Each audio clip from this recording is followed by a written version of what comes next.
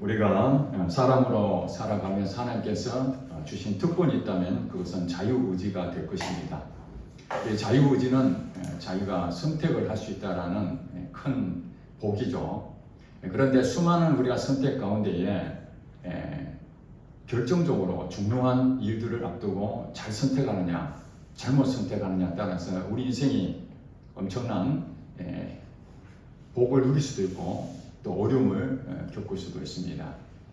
물론 사소한 어떤 선택, 옷을 무엇을 입을 것인가, 오늘 점심은 무엇을 먹을 것인가, 그런 것들은 여러분이 생각나는 대로 편하게 결정하면 되지만은 진로 문제, 특별히 우리 청년들, 내가 앞으로 어떻게 살아야 될 것인가, 학교는 어느 학교로 가야 될 것인가, 회사는 어느 회사를 가야 될 것인가. 요즘 반도체가 호황이다 보니까 삼성전자의 반도체 사업부가 성과금이 5억이다 6억이다 하는 것 때문에 그 회사를 다니지 아니한 많은 청년들이 굉장한 많은 상실감을 겪고 있는 것 같아요. 500만 원도 아니고 5천만 원도 아니고 5억 6억 이렇게 하니까 야 대박 났구나. 삼성전자 반도체 사업부에 들어간 사람들은 정말 선택을 탁월하게 잘했다. 그렇게 생각할 수 있을 것입니다. 물론 육적인 부분에서 그렇다는 것입니다. 그런 진로 문제에 대해서 내가 어떻게 가야 될 것인가 하는 것도 있고 또 결혼에 대해서도 아무나 결혼할 수 없잖아요. 그래서 그 결혼에 대해서 배우자를 위해서 아마 기도하시는 분들 많이 있을 텐데 아마 여기서 결혼을 하신 분도 있고 또 앞으로 결혼을 해야 될 분도 있을 것입니다. 저는 이 결혼에 대해서 제 선택은 탁월하게 잘했다고 제 개인적인 선택을 한 게 아니기 때문에 탁월하다 그렇게 말할 수는 없지만은 정말 실패 없는 선택을 했다 그렇게 자신 있게 말할 수 있습니다. 여러분들은 이 선택에 대해서 정말 실패 없는 선택을 하고자 하십니까? 그렇다면은 여러분 잘 오셨습니다. 오늘 말씀이 실패 없는 선택을 할 수 있는 말씀을 하나님께서 여러분에게 알려줄 것입니다. 그래서 여러분들이 정말 중요한 때에 결혼, 취업, 진로 또 여러분들이 어떤 부분에서 이것이 진짜로 이리 가는 게 맞는가 아니면 다른 길로 가야 될 것인가 이런 선택에 기로에 서 있을 때 정말 중요한 선택을 해야 되는데 그걸 잘못 선택할 수도 있기 때문에 오늘 말씀은 여러분에게 인생에 매우 중요한 내용이 아닐 수가 없습니다. 여러분 오늘 본문 읽으셨죠? 짧게 읽었지만은 다윗입니다. 다윗은 하나님께서 딱 한마디로 내 마음에 합한 자다. 내 마음에 든다는 겁니다. 우리 성도 여러분들도 하나님 마음에 드시기 바랍니다. 아멘. 여러분 최고의 그 지위를 가진 사람이 그 사람 눈에 들면 어떻게 될까요? 중용을 하죠. 이렇게 나하고 같이 일하자. 그 사람 눈여겨봤다가 같이 동료가 되는 기쁨을 느끼게 됩니다. 다윗이 그렇습니다. 어떤 부분에서 하나님 마음에 들었을까? 물론 하나님의 절대적인 은혜였지만은 다윗의 여러 가지 상황을 지켜봤을 때 그는 우리가 보는 대단한 사람은 아니었습니다.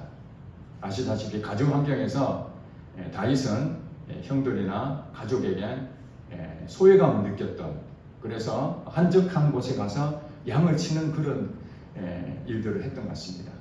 아무도 알아주지 않는 존재지만은 그때에 그는 하나님을 믿음으로 하나님과 깊은 관계를 맺었다는 것을 알 수가 있습니다. 그런 다윗을 하나님께서 왕위로 세우시고 십몇 년 동안이나 그는 어려움을 당했잖아요. 그래서 끝까지 하나님을 신뢰하고 갔더니 드디어 이스라엘의 왕이 됐습니다. 이스라엘의 왕이 되고 난 다음에 이제 이 소식을 블레셋이라는 나라에서 블레셋 여러분 아시죠? 다윗이 왕이 되기 전에 골리앗이라는 장군과 싸워서 이겼던 그런 전적이 있습니다. 그 블레셋이 이스라엘의 왕으로 다윗이 됐다는 소식을 듣고 쳐들어왔습니다. 그 상황에서 이 다윗이 아주 중요한 것을 하게 됐는데 이것이 바로 실패 없는 선택인 겁니다. 그럼 잘 들어보세요. 18절에 보니까 블레셋 사람들이 이미 이르러 르발 골짜기에 가득한지라 이제 진을 다 친 겁니다. 전쟁 준비하고 있습니다. 이제 일촉즉발의 전쟁 가운데에 다윗이 어떻게 했다고요? 19절에 다윗이 누구에게 여쭈었어요? 여호와께 물어봤습니다. 여호와께 물어서 어떻게 말했습니까? 내가 블레셋 사람에게로 올라가리까 여호와께서 그들을 내 손에 넘기시겠나이까 하니 이렇게 질문했습니다. 물어봤습니다. 물어보니까 여호와께서 다윗에게 말씀하시되 올라가라. 전공법을 가르쳐줬죠. 올라가라. 내가 반드시 블레셋 사람들을 너의 손에 넘기리라 하신지라. 다윗은 왕이 되기 전부터 전사였습니다. 사울왕을 대신해서 전쟁터에 가는 곳마다 승리를 했습니다. 이렇게 승승장구했던 다윗의 이 전력이 쌓아질 때마다 그에게는 이제 자신감이 넘치지 않겠습니까? 그러면은 일반적으로 생각했을 때 어떤 일이 생기더라도 자신감이 있으면은 내 생각으로 내 소견에 오른 대로 판단해서 전쟁에 나가서 아마 치렀을 것입니다. 그런데 다윗은 지금 오늘 본문에 보니까 여호와께 물어봤습니다. 내가 이 전쟁을 어떻게 할까요? 그렇게 물어봅니다. 왕이 되기 전에도 전쟁에서 대단한 성과를 이뤘는데 이제 왕이 됐다면요 누구한테 물어볼 그런 위치가 아니잖아요. 이제 내 마음대로 할 수 있잖아요. 왕이 되기 전까지는 그래도 조심할 수 있다지만 왕이 되고 나면은 이제는 내가 내 마음대로 할 수 있는데 왕이 되고 난 다음에도 다윗은 여전히 하나님께 물어봤습니다. 뭘 물어봤을까요? 이 전쟁을 어떻게 하면 되겠습니까? 물론 자기 자신으로 생각으로 얼마든지 이길 수 있는 전략이 있을 수 있습니다. 그러나 인간의 한계라는 것도 다윗은 철저하게 알고 있었던 것 같습니다. 내 생각으로 반드시 이길 수 있을 거라 하지만은 만에 하나 실패할 수도 있잖아요. 그런 일이 없겠습니까? 인간이 연약하기 때문에 전쟁터에 나갔다가 실패할 수 있는 경우 얼마나 많습니까? 한 예를 든다면은 여러분 이스라엘 백성들이 가나안 땅 정복할 때 제일 먼저 무슨 성을 정복했습니까? 여리고 성을 정복했잖아요. 하나님 말씀했잖아요. 돌아라. 여리고 성을 돌아라. 전쟁을 하는데 싸워야 되는데 싸우지도 않고 계속 돌기만 한 거예요. 말이 안 되잖아요. 그런데 그 말씀대로 움직였더니 실제로 여리고 성이 무너지게 된 거예요. 그 다음에는 아이성이라는 것은 이름처럼 아주 작은 성입니다. 여리고 성에 비하면 아주 작은 성인데 그것에 대해서는 이제 자신감이 생긴 거예요. 여리고 성도 무너뜨렸는데 아이성 정도야 얼마든지 가능하다. 사람 몇 명 보내면 되겠습니까? 이 정도만 보내도 됩니다. 많이 보낼 필요가 없습니다. 충분히 이길 수 있습니다. 그러고 가서 참패를 당합니다. 묻지 않은 경우가 우리 사람은 나름대로 자기가 어느 것을 경험하고 이제 지식도 쌓고 체험도 생기고 그러면은 자기 고집이 더 대단해집니다. 남의 말 듣지 않습니다. 내가 경험했기 때문에 내가 그것을 다 알기 때문에 똥꼬집이 생기게 되는 거죠. 다윗은 왕이 됐는데도 불구하고 그럼에도 불구하고 교만할 수 있는 충분한 그런 위치에 있는데도 불구하고 여호와께 물어봤습니다. 여쭈어 물어봤습니다. 그래서 전공법을 택해라고 해서 올라가서 블레셋을 물리쳤습니다.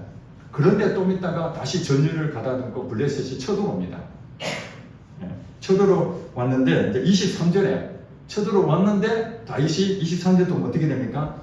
다윗이 여호와께 여쭈니 이르시되 이제 다윗이 물어봤을 때 앞전에는 올라가라 전공법을 말씀하셨는데 이번에는 하나님 뭐라고 말씀하시니까 올라가지 말고 그들 뒤로 돌아서 뽕나무 숲을 맞은편에서 그들을 기습하는 기습작전을 하나님이 가르쳐 주셨습니다. 기가 막히죠.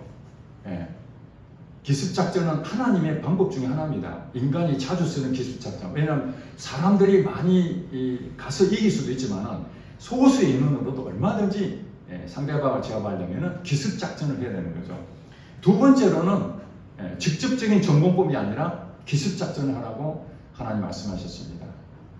똑같은 상황인데 똑같은 적군인데 방법이 다르죠. 그러니까 하나님께서 오늘 우리에게 가르쳐 주시는 말씀이 무엇이냐 똑같은 거 경험했다고 이번에도 당연히 이렇게 되겠지라고 추측하면 안 된다는 겁니다. 상황이 바뀔 수가 있습니다. 10년 전에는 하나님 그렇게 말씀하셨는데 이제 10년 후에는 상황이 바뀌었습니다. 이번에는 그렇게 가면 안 돼. 다른 길로 가야 돼. 이게 하나님 말씀인데 10년 전에 하나님 이렇게 말씀하셨으니까 이번엔 똑같이 그렇게 하면 되겠구나. 묻지도 아니하고 가면 다 실패한다는 것입니다. 다윗이 합한 마음, 하나님 마음이 합한 것은 뭐냐면은 어느 위치에 있든지 간에 하나님한테 늘 묻는 것을 잘했던 것 같아요. 물어보는 거죠. 내가 어떻게 할까요? 이렇게 물어보는 거예요. 여러분 자녀들이 부모한테 잘 모르면은 부모님한테 제가 어떻게 하면 돼요? 진로 문제에 대해서 아무리 생각해봐도 어떻게 할지 모르요. 엄마 아빠는 어떻게 생각해요? 내가 이렇게 하는데 이렇게 진로에 대해서 물어보셨잖아요. 그럼 엄마 아빠가 물론 제대로 판단해가지고 자녀들 교육을 해야 되지. 그런데 자기가 욕심이 부려서 자녀들이 가려고 하는 그 진로를 막고 내가 원하는 학교를 보내고 그래서 성공하게 만들려고 그런 부모도 일부 있습니다. 그런데 육적인 부모님은 완벽하지 않기 때문에 그래도 최선을 다해서 자녀들을 사랑하는 마음으로 안내를 하겠죠. 그런데 실질적으로 전능하신 상담가가 있습니다. 전능하신 상담가. 누구실까요? 성령 하나님, 성령 하나님. 우리도 어떤 중요한 결정을 내릴 때 누구를 찾아갑니까? 멘토를 찾아가죠. 이 분야의 전문가를 찾아가서 고언을 듣습니다. 제가 이런 일을 하려고 하는데 어떻게 하면 좋겠습니까? 그러면 그분이 말하는 것이 참고로 해서 내 선택 안 된 결정적인 그런 일들을 하게 되죠. 또 요즘은 뭐 멘토도 없고 하나님 안 믿고 그런 사람들 어디 갑니까? 정치로 가는 거예요. 정치로. 지금 지방선거 한참 지금 있는데 문전성시를 이루잖아요. 누가 선택을 받을 것인가? 내가 이번에 당선될 것인지 안 될 것인지 그걸 물어보러 가는 것입니다. 정치에. 그러니까 중요한 일일수록 나의 선택에 대한 부분들을 굉장히 관심을 갖는다는 것이죠. 여러분들이 인생을 살면서 뭐 사소한 그런 선택은 그냥 여러분 그 편안한 마음으로 선택하시면 됩니다. 이렇게 선택해도 오케이, 저렇게 선택해도 오케이, 괜찮습니다. 여러분 자유의지를 가지고 마음껏 하나님 주신 것을 누리시면 됩니다. 그런데 이것은 내 인생에 정말로 중요한 일이다. 그럴 때는 어떻게 해야 됩니까? 다윗처럼 물어야 말아요. 하나님 제가 어떻게 하면 되겠습니까? 특별히 하나님 믿는 사람들은 안 믿는 사람들은 어쩔 수 없지만 하나님 믿는 사람들은 전능하신 상담가가 있는데 그 상담가한테 물어보지도 않고 내 마음대로 결정할 수 있겠습니까? 그러니 실패를 할 수밖에 없죠. 우리의 선택이 실패를 자꾸 하는 이유는 내 생각에 그것이 맞다고 생각하니까. 그러나 나중에 보니까 후회하게 되죠. 내가 그때 잘못 선택했구나. 저도 초등학교 때부터 교회를 다녔는데 그저 교회를 이제 열심히 다닐 수밖에 없잖아요. 출석 체크도 하고 또 중학교, 고등학교, 대학교까지 가는데 여러분이 생각하는 신앙생활이 무엇입니까? 이렇게 일요일날 예배드리고 또 각 부서에 가서 봉사하고 교제 나누고 또 1년에 어떤 그 교회 그 행사에 의해서 여러분 같이 동참하고 1년 12달 늘 이런 식으로 하는 것이 여러분 신앙생활이라고 생각하십니까?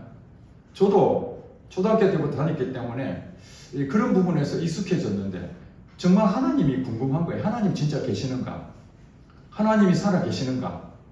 제 마음은 느껴지지 않으니까 예배 드리든 뭘 하든 그때뿐이고 잘 모르겠더라고요. 그래서 대학교 3학년 때 하나님을 정말 만나고 싶어서 1년 동안 하나님을 찾아보려고 애를 썼습니다.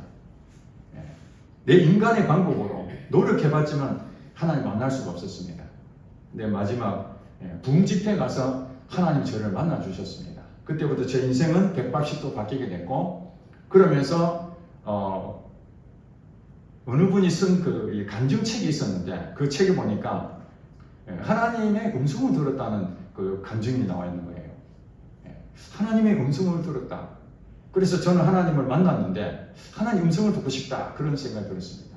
그래서 저도 한 3개월 정도 열심히 하나님 음성을 듣고 싶다고 이렇게 기도했던 것 같습니다. 어느 날 하나님의 음성이 무엇인지 그것을 알려주셔서 그 뒤부터 지금 오늘 44년 동안 하나님의 음성을 듣고 살아오는 시간들을 갖게 됐습니다. 하나님의 음성은 뭐 다양한 방법이 있는데 기준이 하나님 말씀입니다. 말씀을 벗어나는 그런 것들은 개인적인 어떤 체험일 수 있지만 말씀을 벗어났다면 그것은 하나님의 음성이라고 명확하게 말하기 어렵습니다. 그리고 하나님의 음성은 여러분 잘 아시는 말씀입니다. 말씀. 내 소견에 옳은 대로 사는 성도가 있는 반면에 하나님의 말씀대로 사는 성도가 있습니다. 하나님 말씀대로 산다는 것은 하나님 말씀이 기준인 것이죠. 여러분들이 하나님의 음성을 듣고 싶다. 나는 하나님의 음성을 들어본 적이 없다.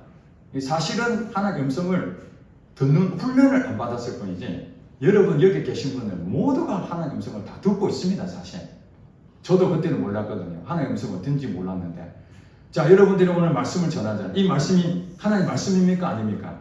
설교 말씀이 하나님의 말씀이잖아요. 주의 종을 통해서 그 입을 통해서 하나님이 말씀하십니다.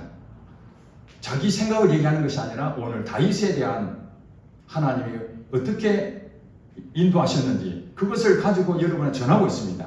그때 여러분의 마음속에 깨달음이 온다든지 어떤 나의 잘못된 것을 생각을 한다든지 다양한 것을 깨달아지고 이렇게 살면 안 되겠구나. 이렇게 선택해야 되겠구나. 그런 것들 여러분들이 느낀다면 100% 하나님의 음성으로 여러분 들은 겁니다. 그게. 근데 대부분 하나님의 음성이라면 저기서 내 귀로 인간의 육신의 귀로 들린다는데 그런 경우는 있긴 있습니다만 아주 특별한 경우에는 그렇게 합니다. 일반적으로는 주로 생각을 통해서 생각. 여러분이 지금 설교를 들을 때 여러분 생각으로 지금 계속 이렇게 말씀을 듣잖아요. 그죠? 여러분적으로 마음에 계속 듣다 보면은 이해가 되는 것도 있고 그냥 이해로 끝나는 것도 있는데 저 말씀이 오늘 내가 지금 해결해야 될 어떤 부분에서 저게 답이구나 하는 것을 얻을 수가 있어요. 그 다음에 여러분들이 성경을 읽을 수가 있잖아요. 성경을 계속 읽는 것 자체로 여러분 하나님의 말씀, 음성을 들었다 이렇게 할 수 있는 게 아니고 여러분 성경 말씀을 꾸준히 읽는데 어느 날 많은 부분들을 여러분 읽었는데 그때는 전혀 깨달음이 없었는데 어느 날 그 성경을 보는 순간 이 말씀이구나 하는 것을 여러분 스스로 느낍니다. 이 말씀이구나. 내가 지금 응답받아야 할 내용이 이것이구나. 그것이 바로 하나님 주시는 음성인 것입니다. 그리고 여러분 양심을 통해서 하나님 우리의 양심을 주셨잖아요. 그 양심을 통해서 가책을 받는다든지 그 양심이 끓이겨진다든지 눌린다든지 여러 가지 그런 것들을 통해서 하나님이 우리에게 말씀하십니다. 그리고 환경을 통해서도 말씀하십니다. 그리고 하나님께서는 다양한 방법으로 우리에게 시시때때로 말씀하십니다. 여러분 라디오 보면은 주파수가 있잖아요. 그 주파수에 내가 어디를 맞추느냐에 따라서 그게 나온 그 내용을 듣잖아요. KBS, MBC 이런 거 다 듣잖아요. 그런데 내 그것을 주파수를 제대로 못 맞추면 어떻게 됩니까? 그냥 웅소리 나든지 아예 먹통이잖아요. 그렇다고 해서 그 전파를 발사한 그 언론 매체에서 하는 것이 아무것도 없었습니까? 지금 계속 나오고 있잖아요. 내가 그 주파수를 못 맞췄기 때문에 그걸 못 듣는 것뿐이에요. 하나님은 여러분에게 다양한 방법으로 말씀하고 계십니다. 예수를 믿는 사람들 한해서 예수를 믿는 사람들은 예수님께서 이렇게 말씀하십니다. 요한복음 10장 27절의 말씀입니까? 내 양은 내 음성을 들으며 내 양이 누굽니까? 예수님 믿는 사람이죠. 내 양은 내 음성을 들으며 예수님 말씀을 듣는다는 거예요. 들으며 나는 그들을 알고 그들은 나를 따르느니라. 나는 그들을 알다. 예수님이 바로 여러분을 다 아신다는 거예요.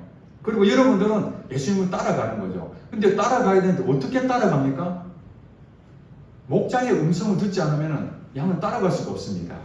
저는 양을 직접 키우진 않았지만 양을 키웠던 그 내용을 정보를 들어보니까 목자들이 여러 명 있는데 양들도 들판에 같이 이렇게 널려져 있잖아요. 그럼 양이 섞여버립니다. 그러면 내 양인지 다른 사람 양인지 어떻게 알겠습니까? 목자가 가자 이렇게 말하면 이 목소리를 따라서 흩어졌던 양들이 그 목자의 음성을 듣고 완전히 다 구분이 다 된다고 합니다. 그러니까 예수님을 믿는 사람들은 예수님의 말씀에 대해서는 분명하게 알게 되어 있습니다. 그리고 요한복음 14장 26절에 이렇게 얘기합니다. 예수님께서 말씀하시기를 성령 곧 그가 너희에게 모든 것을 가르치시고 내가 너희에게 말한 모든 것을 생각나게 하리라. 누가요? 성령이. 그러니까 전능하신 그 상담가이신 성령님이 여러분 안에, 예수를 믿은 여러분 안에 계십니다.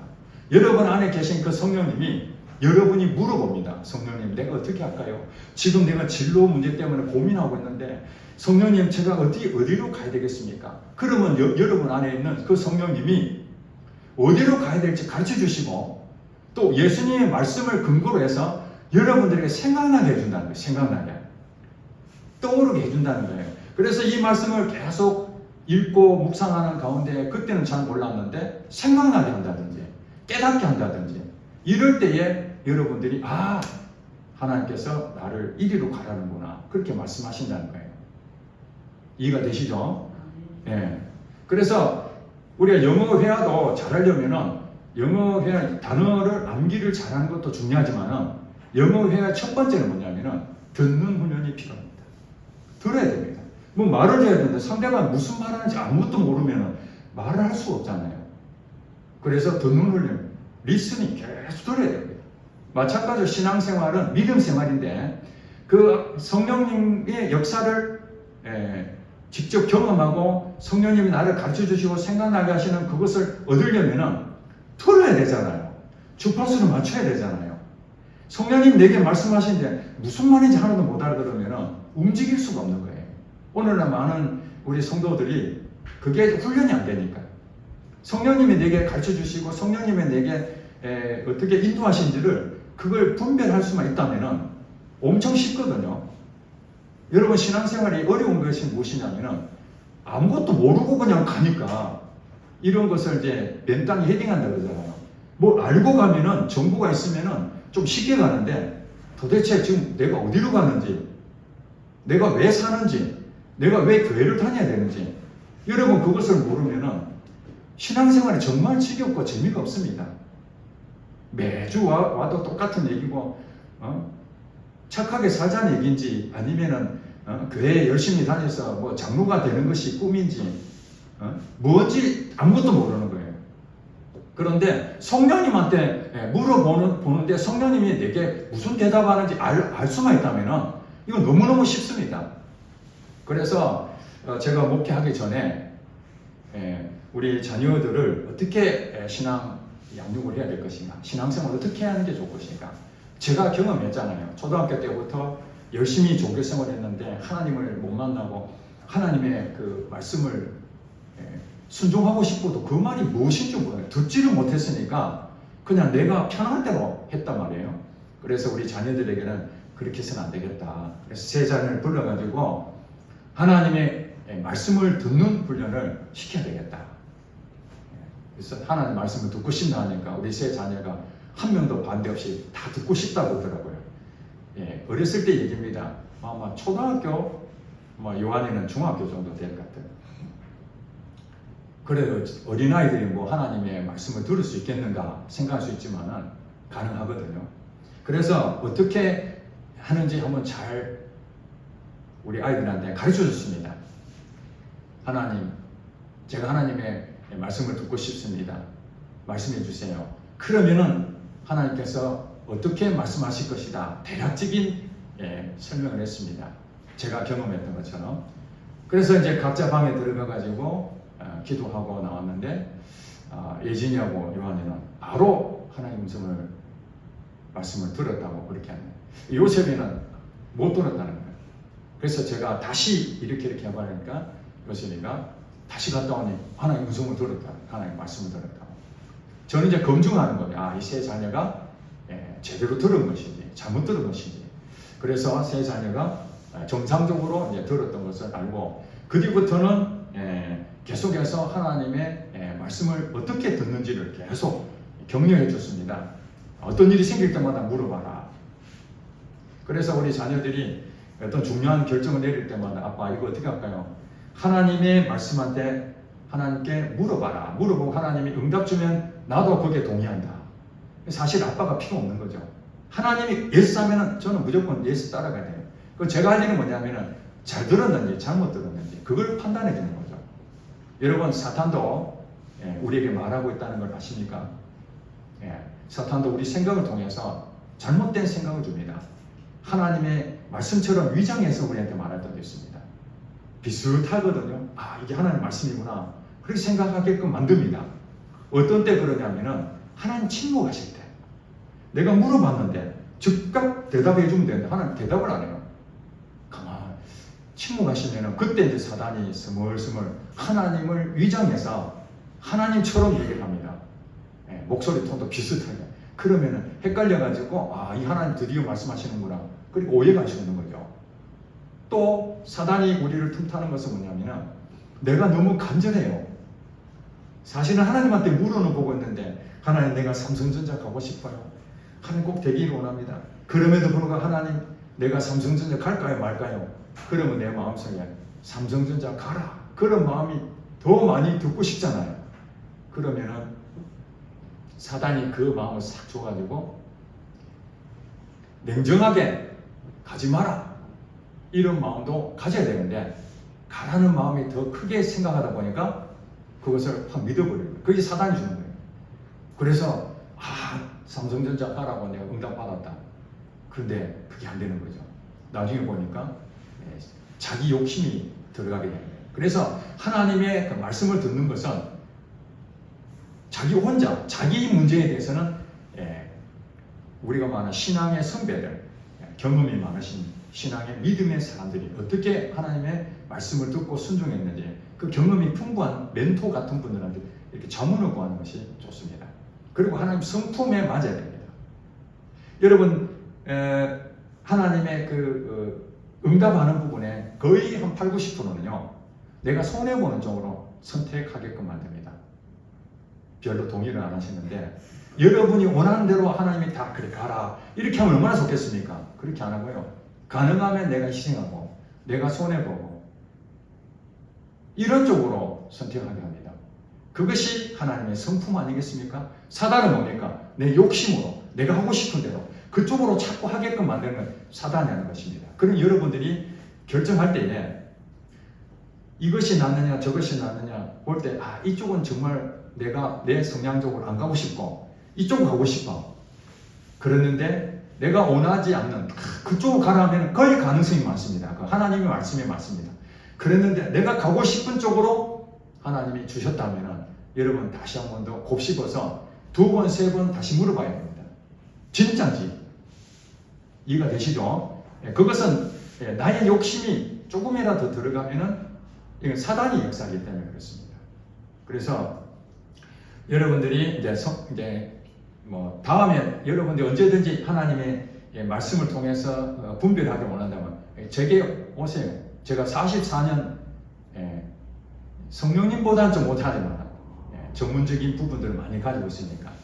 그래서 우리 자녀들은 서울에서 지금 여기 구미과에 내려오는 게 제가 목사니까 그렇게 하라고 해서 내려오겠습니까? 내려올 때 제가 그렇습니다. 하나님한테 다 물어봐라. 다 서울에 있는데 여기 내려오는데 하나님이 그 가까운 교회로 가라 할 수도 있는 것이고 이 교회로 오라 할 수도 있는데 물론 저의 마음은 같이 있으면 더 좋겠다는 저의 마음은 있지만 제가 그런 말을 할 수는 없잖아요. 제 욕심으로 할 수는 없으니까. 그래서 제 자녀들이 전부 다 하나님한테 다 물어보고 하나님께서 이 교회를 가라는 마음을 주셨기 때문에 온 거예요. 또 어느 날 하나님께서 이제는 네가 여기에 내려온 모든 것들을 다 끝났으니 이제 가까운 교회 가서 하나님 섬겨라. 그러면 니들도 언젠가는 갈 수도 있겠죠. 그러나 그런 지식이 없다면 그런 것이 없다면 여러분은 어떻게 해야 됩니까? 내가 피곤하고 힘들어도 내려와야 됩니까? 내려와야 됩니까? 네. 내려와야 되는 거예요. 이 교회 선택도 아주 중요하거든요. 교회를 통해서 이 영혼이 살느냐 죽느냐 하는 일이란 말이에요. 물론 교회는 모두가 생명을 살리는 곳입니다. 그럼에도 불구하고 영적인 부분이다 보니까 이게 살아나야 될 부분에서 하나님께서 말씀 안 하시는데 내가 교회를 떠나야 되지 않겠는가? 어떤 환경에 의해서 내가 너무 힘드니까 이제 교회를 한번 스스로 한번 옮겨볼까? 내가 새로운 어떤 마음을 갖기 위해서 이러고 머리도 깎고 샤워도 하고 여러 가지 옷도 바꿔 입고 여러 가지 하는 것처럼 이제 교회도 한 몇 년 다녔으니까 너무 지루하고 좀 새로운 교회 가서 새롭게 한번 도전으로 교회를 한번 다녀볼까? 이렇게 교회를 쇼핑처럼 다니신 분들도 있습니다. 여기 계신 분들은 아니고요. 그러나 하나님께서는 어떤 경우에는 그분이 때에 따라서는 교회를 옮겨야 될 상황이 되면 옮겨라는 말씀을 주십니다. 아주 중요하기 때문에. 여러분 다 기도하고 오신 줄 믿습니다. 기도 안 한다면은 여러분 다시 기도하셔야 됩니다. 이 내 생각으로 왔는지. 그래서 반드시 여러분들이 이 교회에 온 것도 하나님 말씀하셔서 왔다면은 반드시 이 교회에 하나님께서 하실 일이 있기 때문에 여러분들이 실패하는 선택이 된 것입니다. 그렇다고 와서 여기서 하는 일 없이 맨날 편안하게 이렇게 생활하느냐? 그건 아니잖아요. 때론 여기 와서 이전의 교회보다 더 힘든 시간도 보낼 수 있는 것이고 때론 여기서 훈련을 더 받을 수도 있는 것이고 그렇지만 하나님께서는 여러분들을 너무나 잘 아시기 때문에 그분이 좋은 분 아닙니까? 좋은 분이 잘못 선택하게 만들 리는 없잖아요. 그분을 여러분 믿는다면 그분이 말씀하신 그 선택을 존중해서 여기 있으면 반드시 유익하다는 거예요. 그리고 하나님 말씀하지 않으면 여러분 떠날 수가 없습니다. 떠나게 되면 어떻게 됩니까? 아브라함이 하나님께서 가라는 지시할 땅으로 가라 해서 갔는데 기근이 들었다고 하나님한테 물어봐야 되는데 하나님 지금 현재 우리 인생 가운데 너무 힘든 시간이 왔는데 하나님 어떻게 할까요? 그럼 하나님 가르쳐 주시는데 자기가 생각하면 야 여기서 하나님이 사라라에서 왔는데 너무 어렵구나. 그래서 어디로 갔다고요? 애굽 땅으로 가버렸어요. 하나님께서 여러분을 이곳에 보낸다면 이곳이 애굽처럼 기근이 심하고 어려움이 있다 할지라도 하나님한테 계속 의지하고 그렇게 하다 보면 이 일을 통해서 하나님이 반드시 유익함을 주신다는 거예요. 제가 대학교 3학년 때 하나님 만나고 하나님 음성을 듣고 이 듣는 훈련을 하고 난 뒤부터 제게 굉장한 그 유익함이 있었던 것은 저도 이제 결혼을 해야 되잖아요. 결혼을 해야 되는데 중매가 들어왔습니다. 지금 아내를 소개를 받았습니다. 그랬는데 여러분 중매라는 것은 뭐 한 10년 사귀고 결혼한 게 아니잖아요. 중매하고 바로 한두 번 보고 바로 날짜 잡고 결혼하는 것이 중매입니다. 3개월 넘어가는 게 쉽지 않습니다.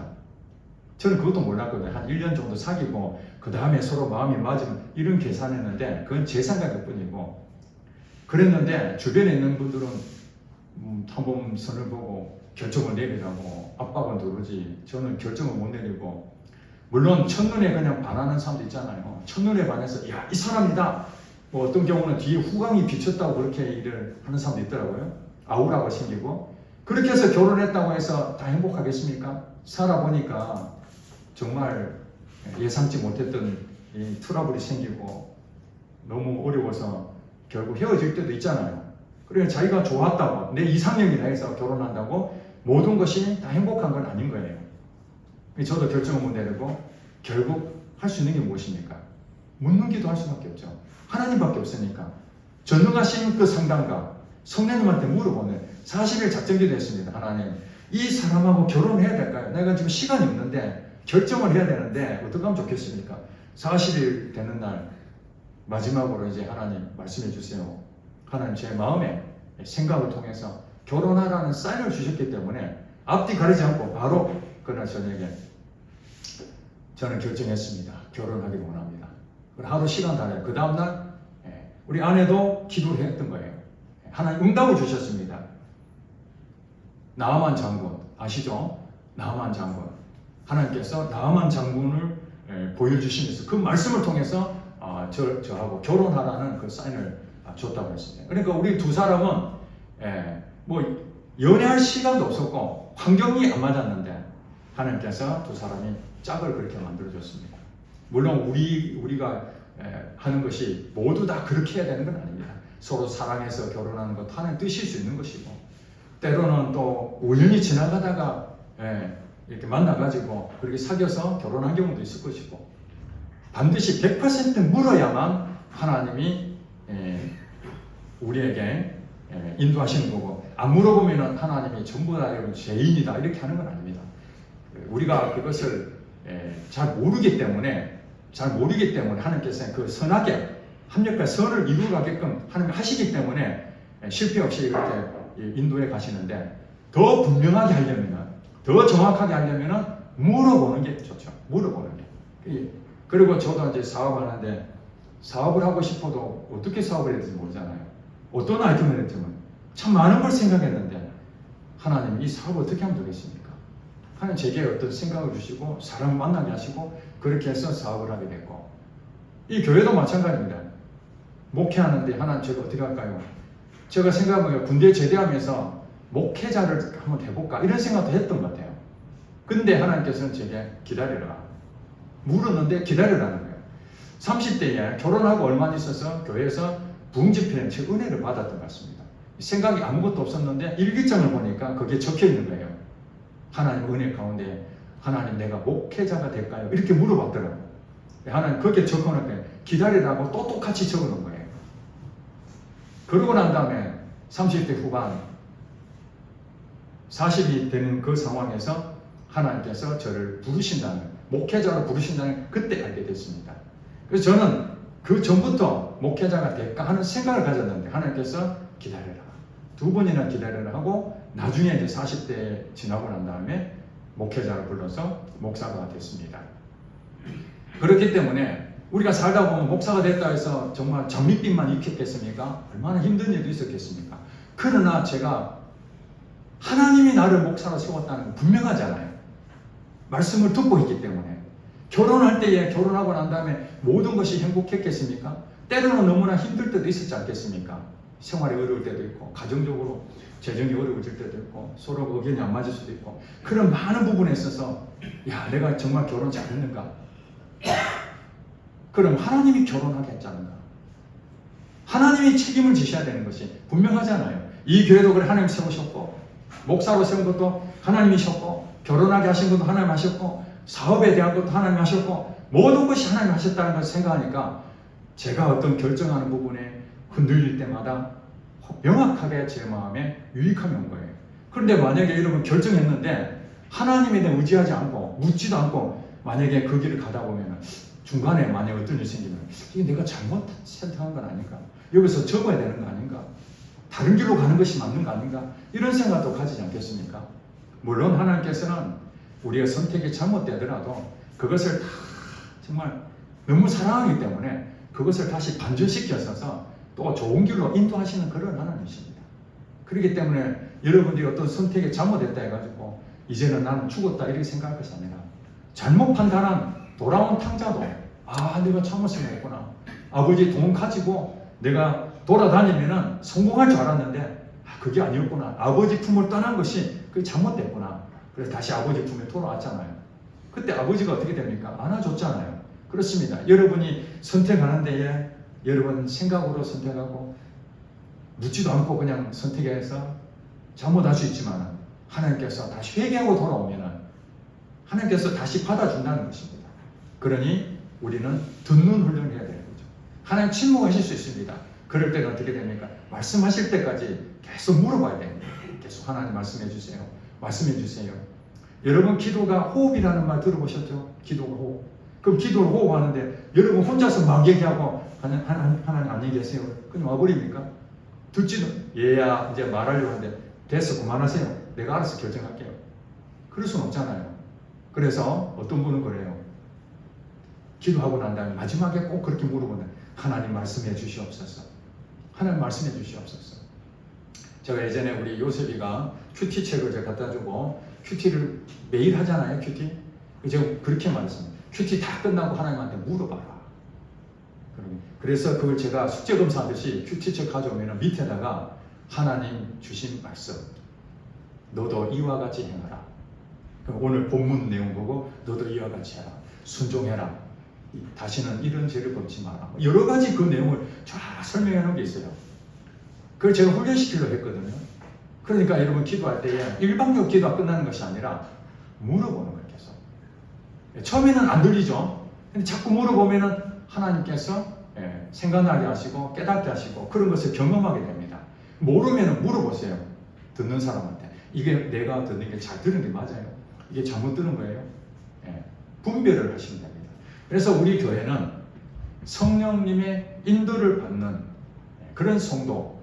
그래서 매월 마지막 주에 말씀 간증의 시간인데 그것은 성령님이 나에게 어떻게 가르쳐 주시고 성령님이 내게 어떤 생각을 나게 하셔서 한 달 동안 성령님하고의 관계를 통해서 깨달았던 것들, 이런 것을 나누는 시간들입니다. 그래서 우리는 종교 생활에 만족하지 않고 성령님하고의 깊은 관계를 끊임없이 갖게 되면 신앙생활이 너무 재밌습니다. 이 빈말이 아닙니다. 제가 44년 경험한 내용입니다. 44년 전에 내가 교회 생활을 열심히 했을 그때하고 하나님의 말씀을 통해서 그 이후의 44년과는 완전히 다른 신앙생활입니다. 여러분들도 얼마든지 쉽게 할 수 있습니다. 지금부터 가셔서 제가 하나님 말씀을 듣기를 원합니다. 말씀해 주세요. 그러면 100% 듣습니다. 못 들으면 저한테 오세요. 제가 가르쳐 드리겠습니다. 그래서 우리 교회는 다른 것보다도 하나님 음성을 듣고 하나님의 말씀을 듣고 그 말씀의 기준을 해서 여러분들이 실제 삶을 살아내는 겁니다. 진로 문제, 취업 문제, 결혼 문제, 교회 문제, 여러분이 지금 당하고 있는 모든 문제들, 재정의 문제까지, 여러분 이 돈을 어디다 써야 될지, 하나님 어떻게 해야 될지, 이런 것들도 다 물어보면, 저도 재정에 대해서 다 물어보죠. 그런데 이제 여러분들이 이제 어느 정도 수준이 올라가잖아요. 하나님께서 물어보면 이렇게 대답하는 거의 대부분 맞아. 예전에 초창기 때는 내 욕심으로 주로 물어보는 게 많았기 때문에 실패할 확률이 많았는데, 이제 하나님의 성품으로 어떻게 인도하시는 것을 알게 되잖아요. 그 다음에는 안 물어봐도 알아요. 안 물어봐도. 그렇잖아요. 하나님이 어떻게 결정을 뻔히 알잖아요. 손해보라는 게 거의 정답이잖아요. 그 물어봐도 네가 손해봐라. 알겠습니다. 내가 손해보는 쪽 가겠습니다. 아예 제가 그런 마음이 드는 거예요. 그래서 우리가 모든 걸 다 물어봐야 되느냐, 시시콜콜한 것까지 물어봐야 되느냐, 그것은 우리가 듣지 못했을 때 훈련받으려고 하나하나 물어보는 습관이 필요한 것이고, 이제 여러분들이 장성해서 이제 성령님이 무슨 말 하는지 여러분들이 스스로 깨달아지면은 안 물어봐도, 그리고 이제 100% 안 물어볼 이유는 없잖아요. 우리가 살다 보면 정말 헷갈릴 때가 많고 중요한 선택할 때는 또 당장에 또 대답 안 해주실 때가 많기 때문에 집중해서 기도해서 하나님의 음성을 들을 수가 있습니다. 자, 우리 성도 모든 분들은 이 겨자씨 교회를 다닌 이유가 뭐냐? 하나님의 말씀대로 여러분 사는 것입니다. 그것이 믿음으로 사는 것이고, 이게 신앙생활입니다. 하나님의 음성을 듣고 살아가는 여러분 되시기를 주의 이름 축복합니다. 아멘. 기도하겠습니다. 하나님 아버지,